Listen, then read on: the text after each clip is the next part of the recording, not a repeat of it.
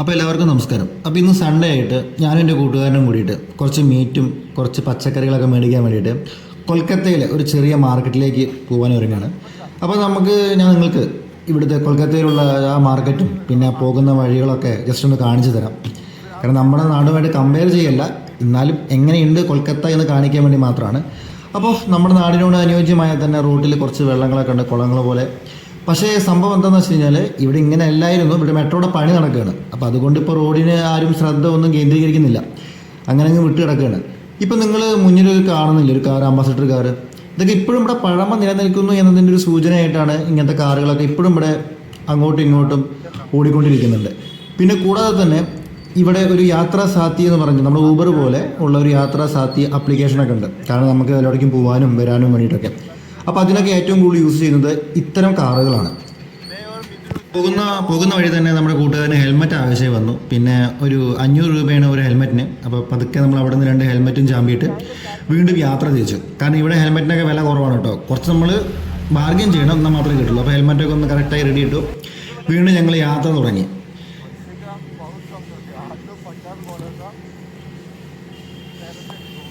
ഈ മുന്നിൽ കാണുന്നതാണ് ഇങ്ങോട്ട് ഓവർബ്രിഡ്ജ് കാണുന്നില്ലേ, ഇതാണ് നമ്മുടെ കിദർപൂർ മാർക്കറ്റ് എന്ന് പറയും. ഇതിൻ്റെ സൈഡിലാണ് മാർക്കറ്റുകളും എല്ലാം നിലനിൽക്കുന്നത്.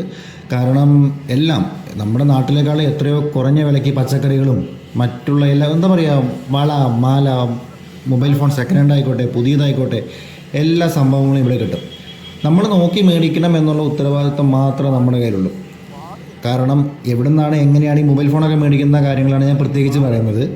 അപ്പോൾ നമ്മളെങ്ങനെ നോക്കി മേടിക്കുന്നോ അതുപോലെ ഇരിക്കും സാധനങ്ങളും. അപ്പോൾ കൂടാതെ തന്നെ ഞങ്ങൾക്ക് ഇവിടുന്ന് ലെഫ്റ്റിലോട്ടാണ് പോകേണ്ടത്. കാരണം ഇവിടെയാണ് നമ്മുടെ മീറ്റൊക്കെ കിട്ടുന്നത്. അപ്പോൾ ജസ്റ്റ് ഞാനും ഇവനും ഫസ്റ്റ് ടൈമാണ് പോകുന്നത്. അപ്പോൾ ഞങ്ങളൊന്ന് ചോദിച്ചിട്ടൊക്കെയാണ് പോകുന്നത്. 2-3 മീറ്റിൻ്റെ കടകളൊക്കെ കണ്ടു. പക്ഷേ നമുക്ക് നമ്മുടെ ആ ഒരു വൃത്തി ഫീൽ ചെയ്യാത്ത കാരണം വീണ്ടും തിരിച്ചു ഓരോ വഴി കൂടി ഇങ്ങനെ നടന്നുകൊണ്ടിരുന്നു. കാരണം പിന്നെ ഒന്നെന്ന് പറയുമ്പോൾ ഇവിടെ ട്രാഫിക്കിൻ്റെ കാര്യങ്ങളൊക്കെ നോക്കണം.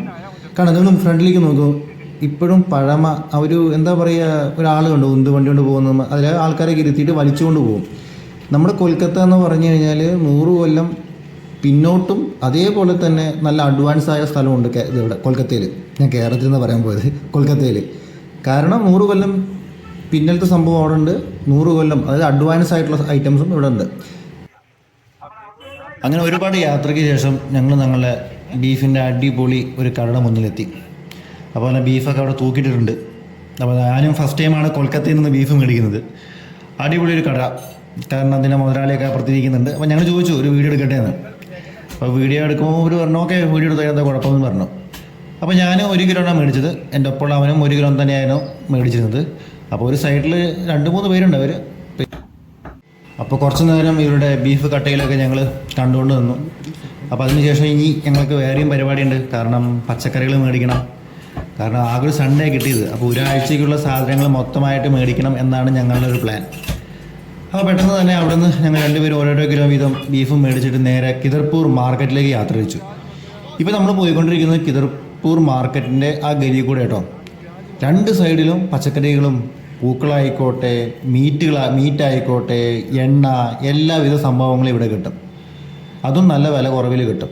പിന്നെ നല്ല ഹൈജീനിക് എന്ന് നമ്മൾ ചിന്തിക്കരുത്. കാരണം റോഡൊക്കെ അങ്ങനെയാണ്, റോഡും ഇതും. പിന്നെ ആ ബിൽഡിങ്ങൊക്കെ കണ്ടാൽ തന്നെ നിങ്ങൾക്ക് മനസ്സിലാവില്ലേ, പഴയ ബിൽഡിങ്ങാണ്.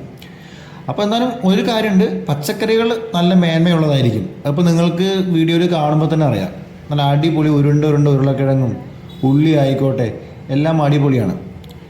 പൈസയും കുറവാണ്. ഞാൻ ചോദിച്ചു നോക്കുമ്പോൾ 5 കിലോന് ഇപ്പോൾ നാട്ടിലിപ്പോൾ എങ്ങനെയാണെന്ന് അറിയില്ല, 5 കിലോന് ഇവിടെ ഉള്ളിക്ക് 120 എന്നാണ് പറഞ്ഞത്. ഇപ്പം നാട്ടിലും കുറവാണോ എന്ന് എനിക്കറിയില്ല, എനിക്ക് കുറച്ച് കുറവ് പോലെ തോന്നി. പിന്നെ മറ്റേ സെക്ഷനായിട്ട് നമുക്ക് കുറച്ച് ഉപ്പേരിക്ക് സാധനങ്ങളൊക്കെ മേടിക്കണ്ടായിരുന്നു. അപ്പോൾ തക്കാളിയും പച്ചമുളകുമായിട്ട് കുറച്ച് സാധനങ്ങൾ ഞങ്ങൾ ഇവിടുന്ന് മേടിച്ചു. കാരണം ഒരു യാത്രയിൽ തന്നെ എല്ലാ കാര്യങ്ങളും നടത്താലോചിച്ചിട്ടാണ്. കാരണം പെട്രോൾ അടിച്ചിട്ട് ഒരുവിധം അങ്ങോട്ടും ഇങ്ങോട്ടും പോകാനുള്ള മടി കൊണ്ടാണ്. അപ്പോൾ ഞങ്ങളുടെ സാധനങ്ങളൊക്കെ മേടിച്ച് എന്താ സൈഡിലൊക്കെ കണ്ടോ ഫ്രൂട്ട്സ് കടയൊക്കെ. നേരെ ഞങ്ങൾ വീട്ടിലേക്ക് വെച്ച് തിരിക്കുകയാണ്.